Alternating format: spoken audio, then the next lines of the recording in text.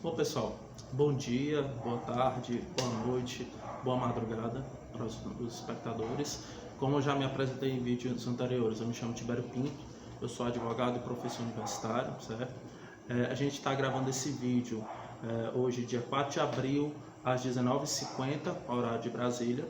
E o motivo da gente estar gravando esse vídeo hoje, que a gente percebeu que existe essa preocupação generalizada, as pessoas estão se perguntando, claro, como é que podem cuidar da saúde, estão preocupados com essa questão da saúde, de si, dos seus familiares, mas também existe essa preocupação, que é uma preocupação legítima, com a questão do dinheiro no bolso, que as pessoas se perguntam, e entendo que tem toda a razão em perguntar isso. Ora, a gente não está podendo trabalhar, a gente não está podendo sair de casa, tem que ficar em casa o dia todo, E aí, é o jeito, a gente vai ter que morrer de fome mesmo, é isso mesmo, E aí eu acho que as pessoas ficam meio que naquele dilema, de aquela que se ocorrer o bicho pega, se ficar o bicho come. Então, eu realmente acho que essa questão de passar fome não acho que seja a melhor ideia, a melhor solução, Até a não ser que você esteja realmente fazendo regime para perder peso, Mas, e justamente pensando nisso,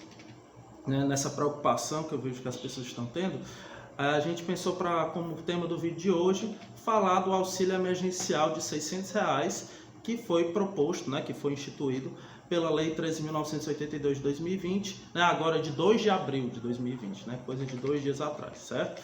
E a gente pensou esse vídeo ser um formato de perguntas e respostas, tipo um bate-bola jogo rápido, para ser um vídeo bem rápido, bem explicativo, para não tomar muito tempo de vocês, Eu sei que vocês têm muita coisa importante para fazer, tipo acompanhar o Big Brother, Tem várias lives aí dos artistas, de pessoas famosas aí, então acho que vocês têm muito mais tempo do que ficar vendo esse vídeo.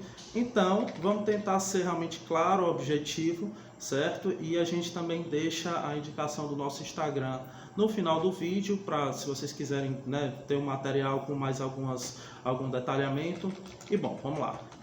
A Lei 13.982, 2 de abril de 2020, que vai tratar sobre o benefício no artigo 2º, que fala o seguinte: durante o período de 3 meses, a contar da publicação desta lei, será concedido auxílio emergencial no valor de R$600 mensais ao trabalhador que cumpra cumulativamente os seguintes requisitos. Então a gente vê basicamente, o auxílio emergencial vai ser pago por um período de 3 meses, que a gente vê que esse período de 3 meses pode vir a ser prorrogado, e o valor vai ser de R$600, e depois o artigo 2º ele vai dizer quais são esses requisitos do benefício. Primeiro, você ser maior de 18 anos de idade. Acredito que o requisito é bem autoexplicativo. Segundo, o item 2, que não tenha emprego formal ativo, certo? Então aqui a pessoa não pode ter vínculo empregatício, certo? E aí a pessoa pode se perguntar, quem é considerado empregado? Será que eu vou estar nessa condição? E o parágrafo 5º da lei ele é bem explicativo e diz o seguinte: são considerados empregados formais, para efeitos deste artigo, os empregados com contrato de trabalho formalizado nos termos da Consolidação das Leis do Trabalho, CLT. Ou seja, se você tiver carteira assinada, enfim, você vai ser considerado empregado formal. Então você tem vínculo de emprego, certo? E também é considerado empregado todos os agentes públicos, independentemente da relação jurídica, inclusive os ocupantes de cargo ou função temporários ou de cargo em comissão de livre nomeação e exoneração. Ou seja, se você teve carteira assinada ou é empregado agente público, certo? Agente público, regime estatutário, cargo em comissão, livre nomeação, ou seja, for agente público, qualquer tipo de vínculo com a administração pública, você também considera-se empregado para os termos dessa lei, certo? Esse foi o inciso 2. Inciso 3. Não seja titular de benefício previdenciário ou assistencial ou beneficiário do seguro-desemprego ou de programa de transferência de rendas, ressalvado o Bolsa Família, certo? Então aqui, só para dar algumas explicações. Então você não pode ser titular de benefício previdenciário, Então a gente está falando aqui de aposentadorias, Aposentadoria por idade, aposentadoria por tempo de contribuição, por invalidez, Os vários tipos de aposentadoria, os auxílios, Se você estiver recebendo auxílio doença, auxílio reclusão, auxílio acidente, também não pode. E se você receber também o salário maternidade e pensão por morte, são benefícios previdenciários. Se você receber qualquer desses benefícios, você não pode estar recebendo o auxílio emergencial. Então, se a pessoa se perguntar, eu sou aposentado, eu posso receber o auxílio emergencial? Não, certo? Porque a aposentadoria é um benefício previdenciário, né? Se você tiver em gozo de auxílio doença, também não pode. Se você estiver recebendo pensão por morte, também não pode. Quaisquer desses benefícios previdenciários estão lá no artigo 18 da Lei 8.213, né? Se você estiver recebendo qualquer desses benefícios previdenciários, não pode receber o auxílio emergencial. E assim, se você estiver recebendo um benefício assistencial, que é o tal do BPC-LOAS, né? Então, se você estiver recebendo o LOAS, né? Pode receber o auxílio emergencial? Também não pode, porque o LOAS, né? o BPC-LOAS, é um benefício assistencial, está lá na Constituição, artigo 201, inciso 5, certo? Então, se você, por ser idoso, recebe o LOAS, ou por ter alguma deficiência ou algum problema que te incapacite para o trabalho, se você recebe o LOAS, por algum desses dois motivos, você não pode estar recebendo o auxílio emergencial, certo? Da mesma forma, né, se você recebe seguro-desemprego, também não pode, né? A lei, o inciso 3, fala disso. Ou programa de transferência de renda federal, a não ser que seja o Bolsa Família, certo? E no caso do Bolsa Família, né, se você recebe, você pode receber o auxílio emergencial? Pode, mas nesse caso você vai ter que optar, certo? Receber aquilo que for maior, que via de regra vai ser o auxílio emergencial, certo? Isso está lá no parágrafo 2º, né? Então o auxílio emergencial, se for maior que o Bolsa Família, como a maioria dos casos, então você pode substituir, né, o Bolsa Família pelo auxílio emergencial. Tem que ser um ou outro, não pode receber os dois ao mesmo tempo, certo? O requisito do inciso 4 é cuja renda familiar mensal per capita, ou seja, por pessoa, por cabeça, seja de até meio salário mínimo, certo? Ou a renda familiar mensal, né, total, seja de até 3 salários mínimos, que dá meio salário mínimo por cabeça, dá R$ 522,50, né, por pessoa, ou que a renda familiar mensal total seja de até 3 salários, né, ou seja, R$ 3.135. Uma coisa ou outra, de acordo como diz o inciso 4 da lei, certo? Inciso 5º, né? Então, e lembrando que esses requisitos eles são cumulativos, certo? Então, assim, todos os requisitos desse dispositivo aqui tem que ser, até esse ponto, tem que ser observados cumulativamente, não é um ou outro, tem que ser todos eles, certo? Até esses que a gente está falando. Inciso 5º, que no ano de 2018 não tenha recebido rendimentos tributáveis acima de R$ 28.559,70, certo? Então, se você, no ano de 2018, tiver recebido até de rendimentos tributáveis, certo? Depois a gente pode estar dando uma explicação. O que é que são rendimentos tributáveis, o que é que são rendimentos não tributáveis, certo? Por exemplo, bolsa de pesquisa, doações, né? Alguns tipos de ganho de capital são rendimentos não tributáveis, certo? Então, eles não entram nesse cálculo, só os rendimentos tributáveis, certo? Então, se for no ano de 2018 até R$ 28.559,70, você atende o requisito do inciso 5, certo? Inciso 6 vai falar das atividades que você deve exercer, né, para ter direito ao benefício, certo? E aí, no inciso 6, você só precisa cumprir um desses requisitos, né? O inciso 6 ele não é cumulativo, é um deles apenas, certo? Então, você tem que cumprir pelo menos um desses. Ser microempreendedor individual, que é ter um MEI, certo? Que você pode, enfim, se você for microempreendedor, você vai ter direito, né? E cumprir os outros requisitos da lei, você pode ter direito ao benefício, certo? A linha A. A linha B, se você for contribuinte individual do regime geral de previdência e contribua, né, para o regime geral de previdência, ou seja, você paga o INSS. Se você, como contribuinte individual, você pode ser um profissional autônomo, né? E você vai, se você estiver contribuindo com o INSS, como contribuinte individual, um autônomo, por exemplo, você pode, tem direito ao benefício se cumprir os outros requisitos, certo? Esse foi a linha B. A linha C, se você for trabalhador informal, seja empregado, autônomo ou mesmo desempregado, certo? De qualquer natureza, inclusive intermitente, certo? O trabalho intermitente foi uma nova modalidade com a reforma trabalhista, certo? Desde que você esteja inscrito no Cadastro Único para programas sociais do governo federal, que é o CAD único, até 20 de março, certo?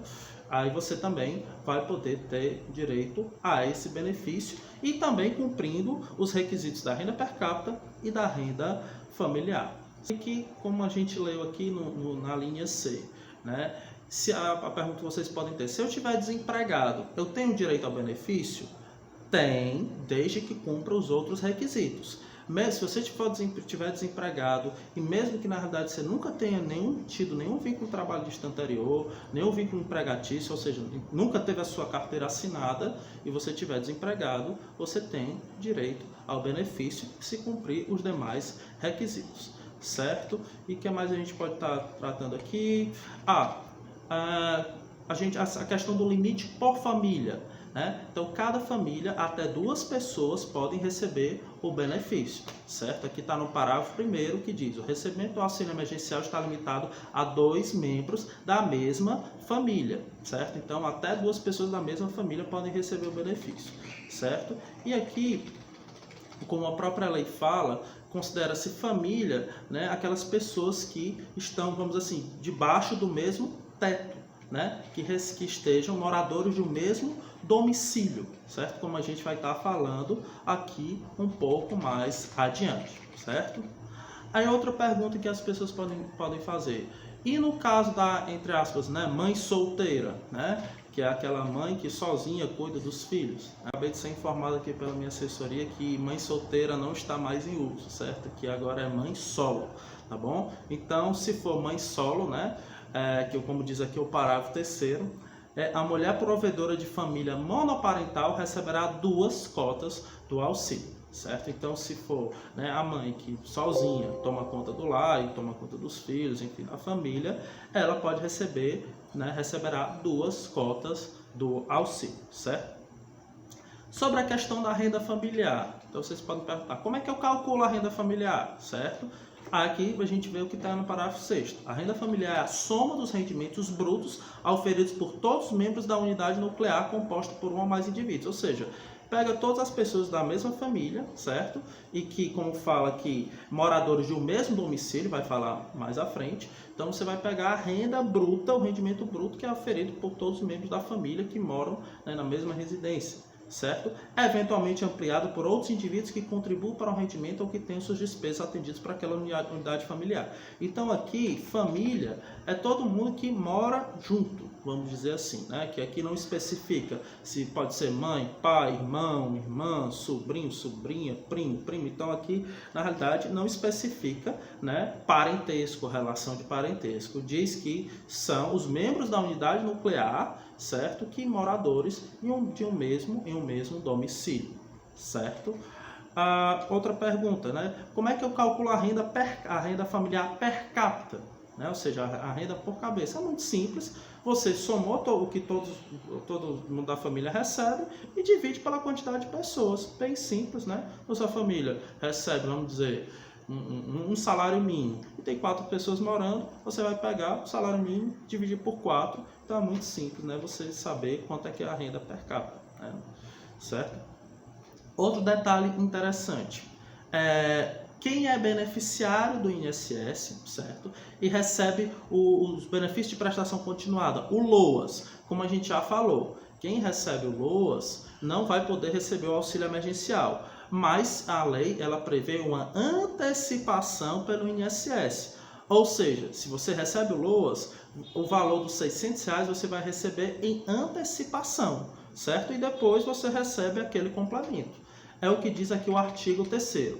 Fica o INSS autorizado a antecipar o valor mencionado no artigo 2º, que são R$600 desta lei, para os requerentes do benefício de prestação continuada para as pessoas de que trata o artigo 20 da Lei 8742. São os beneficiários do LOAS, né? O idoso acima de 65 anos e a pessoa deficiente que não tem condição de trabalhar, certo? Então, não pode acumular os 2 benefícios, certo? Então, se você recebe o LOAS, vai ficar só com o LOAS, mas a legislação permite que o valor dos R$600 seja antecipado, certo? Então você, que recebe o LOAS, via de regra, né, vai receber um salário mínimo, certo? Que é o valor do LOAS, e o INSS vai antecipar R$ 600 desse valor, certo? Mas você não vai receber um valor a mais, só vai receber antecipadamente, certo?